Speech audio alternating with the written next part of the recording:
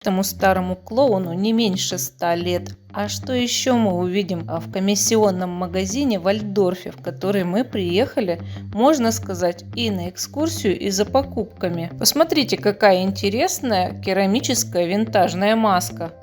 А вот здесь есть все для спальни: и кровать, и шкаф по очень привлекательной цене. Купили бы себе такое?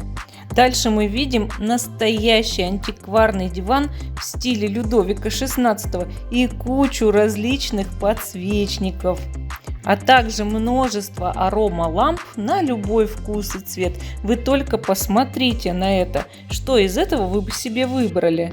Среди этих подсвечников встречаются различные виды материалов и разные цвета. Посмотрите на этот винтажный подсвечник с висюльками. Хотели бы себе выбрать такой? И стоимость этих вещей обычно не превышает всего лишь 1 евро.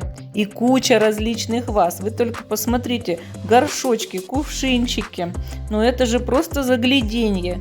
Дальше я вижу журнальные и компьютерные столы. И вот 2 очень старые мягкие игрушки. Интересно, кто же их когда бы то ни было купит? И, о боже, панно вышивкой крестом. Ну посмотрите, не меньше 100 лет этим произведением искусства. Сколько же они здесь пролежали. И до этого висели, наверное, в доме. Оглядываемся дальше и видим кучу мебели, ковры, шкафы, диваны и всякие штуки интересные.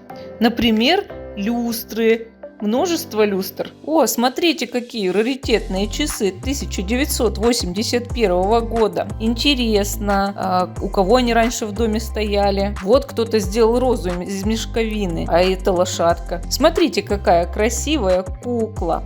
На подоконнике составлены куча чашечек и статуэточек. А здесь различные украшения: бусы, серьги, браслеты. Подходим к стойке с картинами, а там медное изображение Девы Марии. Или, может быть, кто-то другой. Напишите, если знаете. Множество рамок и интересных изображений. А это украшение входа в туалет, в дамскую и мужскую комнаты. Есть керамика, а есть пластмасса. И море разных картин. Смотрите, какое плетеное кресло. А здесь старая раритетная кукла, дорогая, за 89 евро. И другие вещи, закрытые за стеклом. Сумочки блестящие, какие интересные. И детские, может быть. Интересно, это правда кожа? А может быть и нет. Но сумка выглядит очень прилично. Вторая, между прочим, более старая. Но стоит они недешево. Некоторые вещи, возможно, понадобятся кому-то. Какой красивый шкафчик. А дальше, смотрите, отдел подержанных книг. Сколько же здесь разных книг и дисков для просмотра фильмов. Вы только гляньте. Интересно, ведь все книги на немецком языке. Выбирают ли для себя что-нибудь русскоязычное или нет? Мой муж сразу приметил эти калькуляторы. Только зачем они уже теперь нужны? А вот здесь уже очень много древних кукол. Вы только посмотрите. Мне иногда, когда я смотрю на такое количество кукол, становится немножечко жутко. У некоторых есть прям человеческие глаза. Гляньте, например, на вот эту девочку. Ура! Посмотрите, сколько стульев. Кому стульев не хватает, все на барахолку бегите. Можно купить. А еще здесь можно пополнить запас столов, шкафов и различной посуды. Смотрите, какая коллекция различных настольных игр. А также здесь даже есть пазлы. Похоже, этот сервиз из глины. Можно разливать молоко. А здесь вилки, ложки, ножи. Вы только гляньте, и есть даже набор вот таких вот десертных ложек. Только они немного ржавые, поэтому мы их не купили. Идем к кружкам и посуде. Сколько же здесь сервизов, вы только гляньте. Какой из них вы стали бы себе брать домой? Посмотрите. Выберите тот, который вам больше по душе. На самом деле, лично я взяла бы что-нибудь посветлее. Или еще что-то. От такого выбора разбегаются глаза.